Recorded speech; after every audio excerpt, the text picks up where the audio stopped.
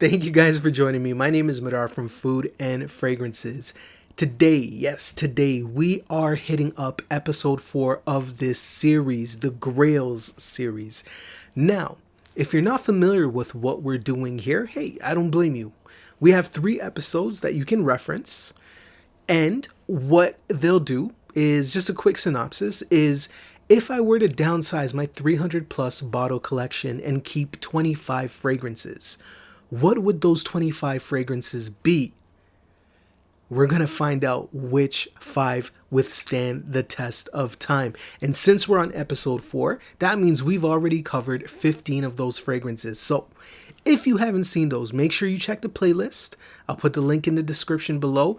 But till now, let's play my music. And then when I get back, we'll talk about the next 5 in this list. I'll see you guys soon.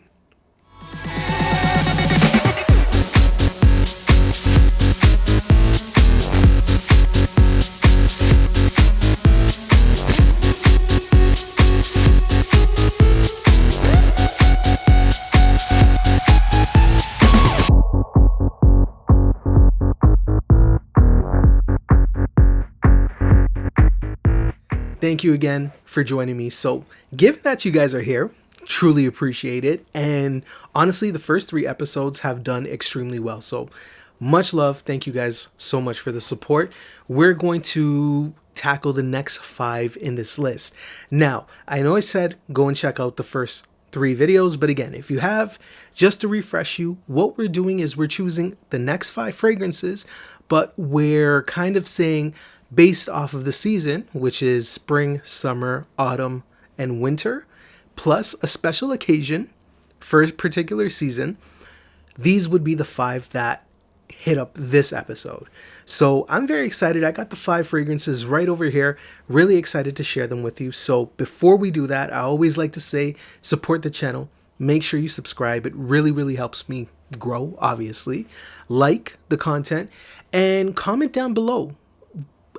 We're turning into warmer weather. What is your scent of the day? Or what's your most anticipated scent of the season? Let me know, and I'd love to start a discussion with you. But since you're showing that support, just want to share my love.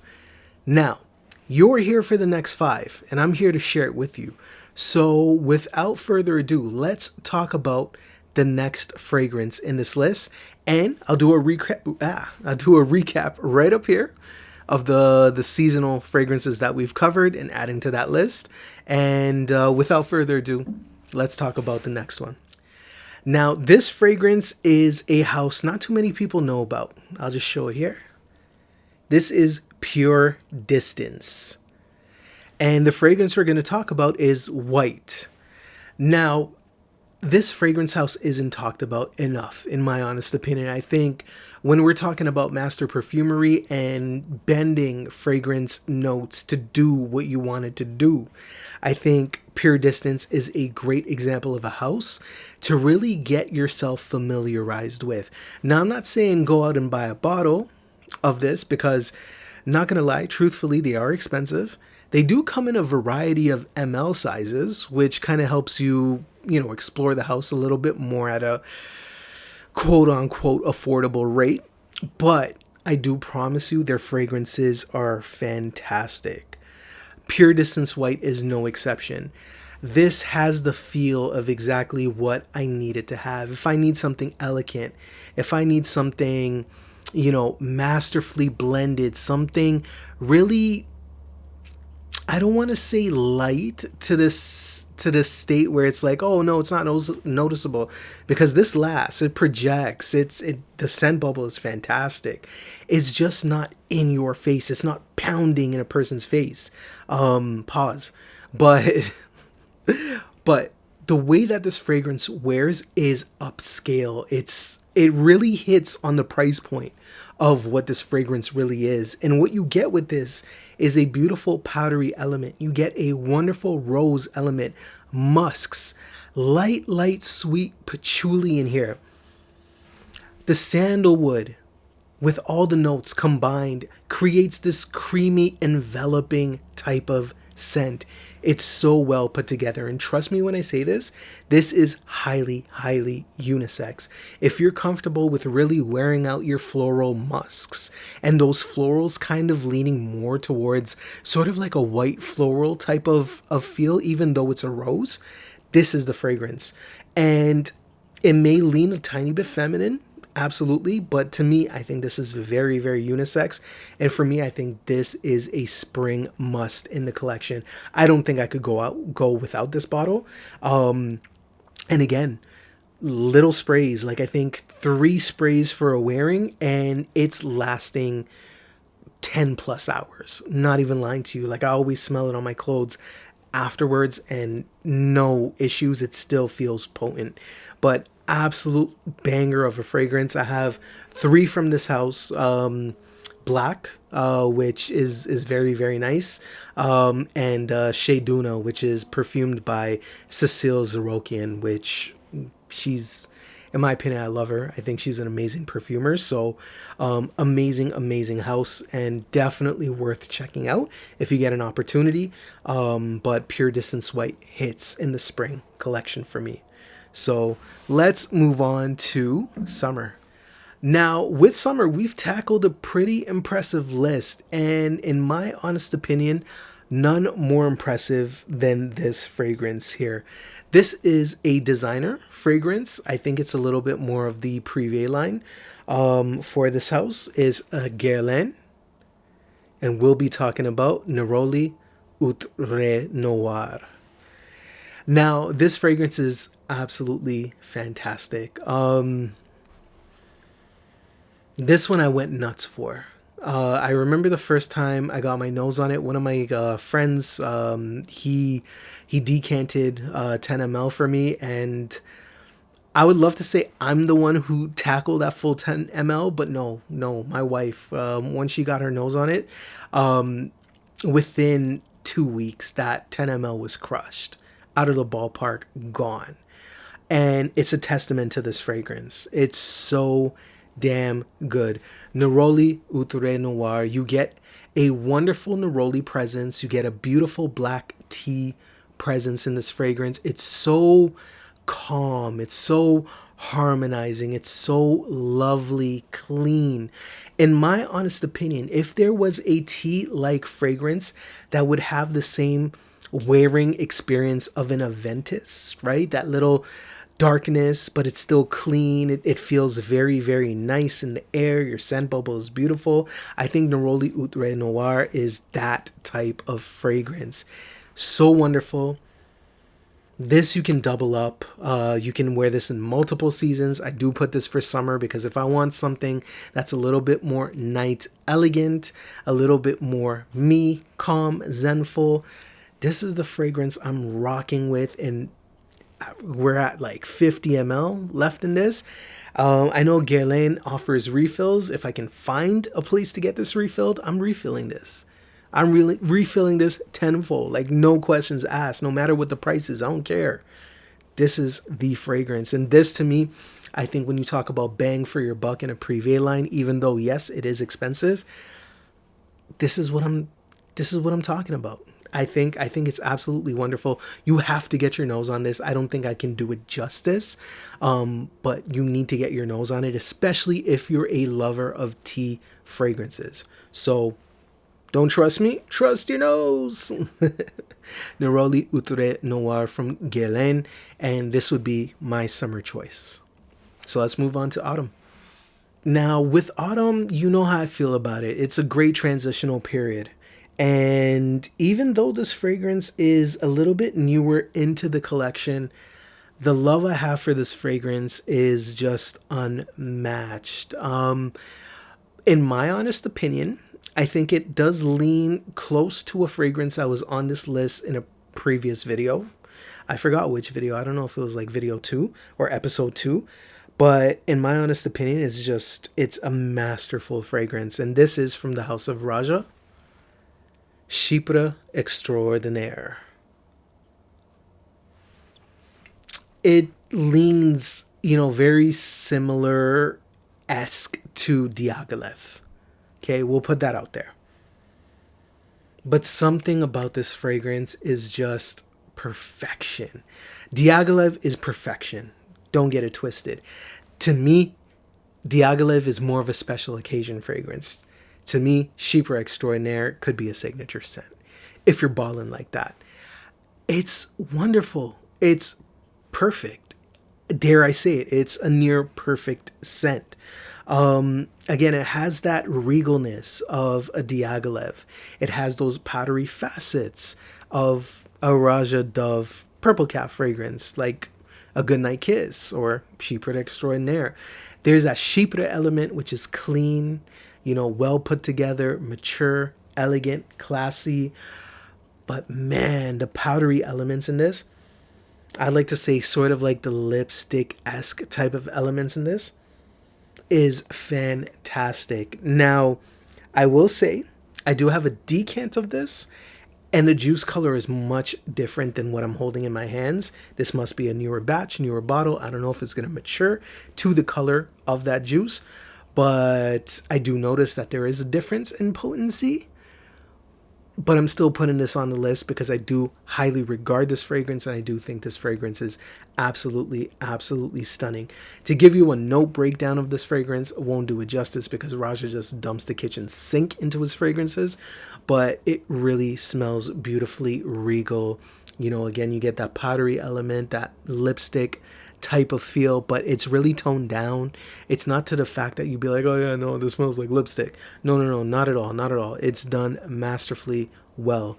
And I'm a firm believer of the higher up you go in the Raja line, the more undoubtedly good these fragrances are. So check out Chypre Extraordinaire. I think you would like it, but keep in mind it may lean a tad bit feminine.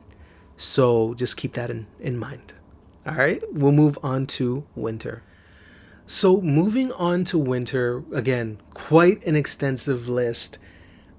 This is one of my favorites on the winter list. And this is from, again, one of my favorite houses. So without, question, this is from Jinko Store. And we'll be talking about Tobacco Noir. Now, don't be fooled. This is not a typical tobacco-esque fragrance. I'm not really into gourmand-like fragrances, and this truly is a gourmand fragrance. But if there's a gourmand fragrance that I would rock, this would be the one. Oh my gosh. It's crazy. Because again, this is from his niche collection. And in a niche category that's littered with so many replications. And again, you can say, yeah, well, Boudicca does this and Boudicca does that, and Xerjoff does this and blah blah blah. Doesn't matter. Every brand does something that kind of replicates another brand. For example, SHL, Stephen Humber Lucas, God of Fire to May Bezos, Passion Island. Nearly the same type of fragrance, right? The Herba Pura DNA, it's replicated throughout so many different things. What I love about Jinko Store's Tobacco Noir is it's different. It's executed differently. It's executed with thought. It's executed with creativity.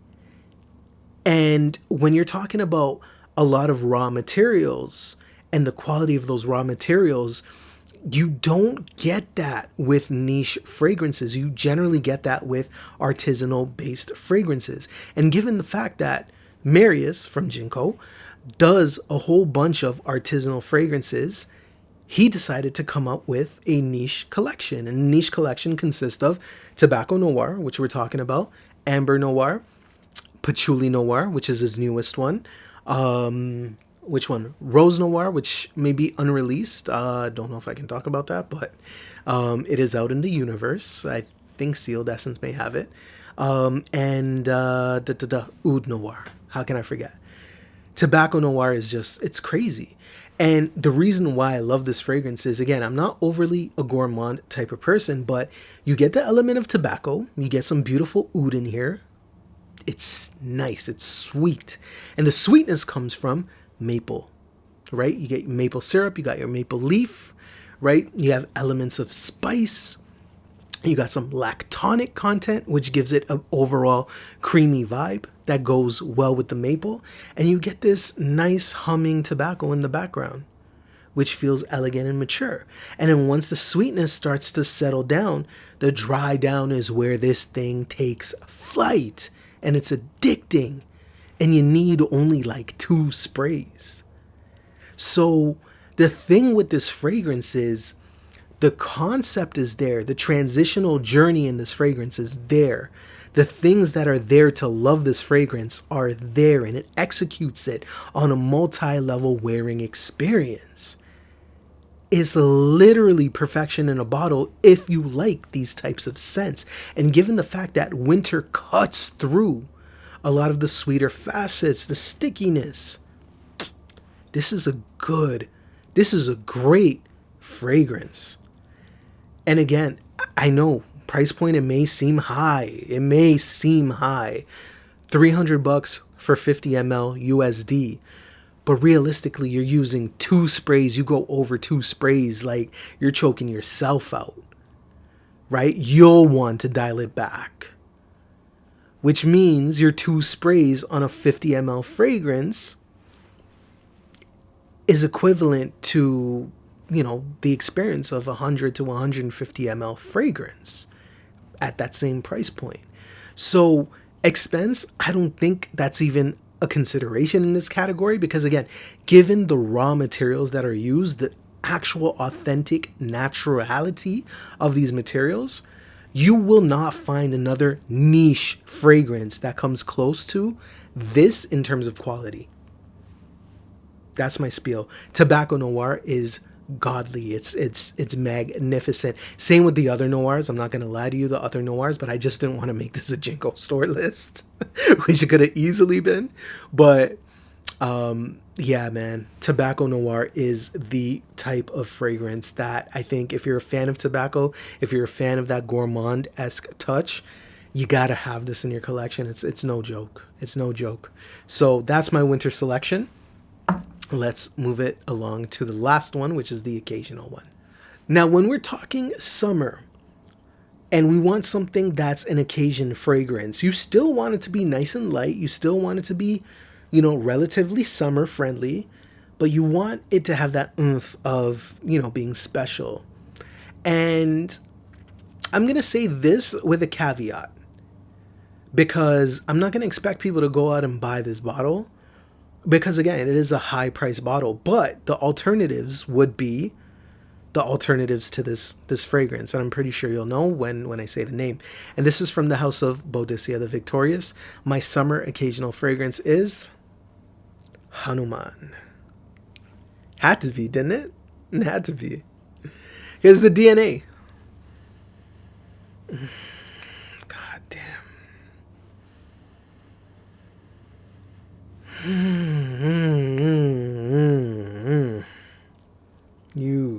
You fuck. It's so good. It's so good. Now, if you know what Bal d'Afrique smells like, you're going to have an idea of what Hanuman smells like. If you know what Sospiro's Contralto smells like, you're going to have a really good idea of what Hanuman smells like. Bal d'Afrique is the OG. The thing is, people always say, I like Bal d'Afrique, but I hate the longevity. Sospiro Contralto is next up in line. Sospiro Contralto, there is nothing wrong with it. The price point that you can get that fragrance at, there's nothing wrong with it. Get that. But if you just want that oomph of extra special wearability, Boudicca's Hanuman takes that to the level. What I love about this is, again, more people will be familiar with Bal d'Afrique, so I'll use that as a reference. You get that cleanliness, that, I don't know what to call it. It feels like you're floating on cloud 9 wearing this fragrance. It's super smooth, super sexy, super clean, office wearing type thing. And then what Hanuman does is it adds this light, sweet mandarin-like citrus note to it. There's a tiny bit of sweetness that really elevates it. But what I love about Hanuman and what I think makes it very occasional and very special is its wearability, the way that it wears. It's so smooth. It's so long lasting. It's a fragrance that blossoms off of you as the day goes on. And I always reference the story. I remember wearing this as soon as I stepped into my Uber to take me to the airport at 5 a.m. As soon as I sat into the Uber, the driver was like, he's like, "This is going to be a good day because whatever you're wearing smells absolutely awesome." And I'm not a person who fetches for compliments. It's 5 a.m. in the morning. I'm hardly awake. And it brought a smile to my face. You know what I mean? It gives you that confidence to kind of carry on about your day. You feel good. You know that, number one, your fragrance is not upsetting others, which to me is a big thing, right? I'd rather know that than get the compliments. It's not upsetting others. Your scent bubble is respectable, right? And now you have that sense of confidence. There's one less thing you got to worry about in the day.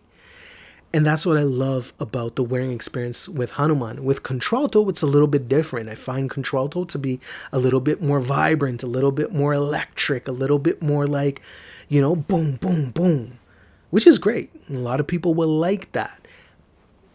Does it smell the same? Yeah. I mean, like scent-wise, scent profile, yeah, I think the way that they smell is very, very similar.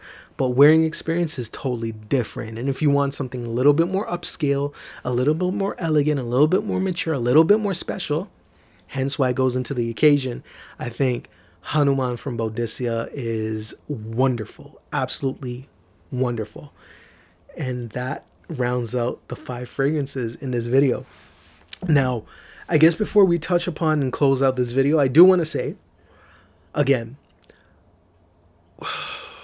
in this fragrance world, the hobbyism side, because I know a lot of us are the hobbyists, and we take a look and we always want something. We go to TikTok and we always want something, and it may not be a current want or an idea for a want right away, but you're flipping through and a person's just like, "Oh yeah, my top 5 list and this and that. And I'm talking about this fragrance," and a whole bunch of other content creators are talking about the same fragrances. You have to understand a lot of it is from a PR perspective. I don't have anything wrong with a PR perspective because personally me, I can kind of drop in and say, okay, look, I'm seeing a lot of familiarities out there. If it still sounds like something that interests me, sure, I'll start off with a sample and I'll kind of go about it that way and explore the fragrance that way. But I'm not going to jump to a conclusion and be like, oh, well, if a lot of people are talking about it, it must be great. Because no, that's not the case. A lot of people will be like, don't buy this fragrance, buy the dupe. Because that's where the commission is, right?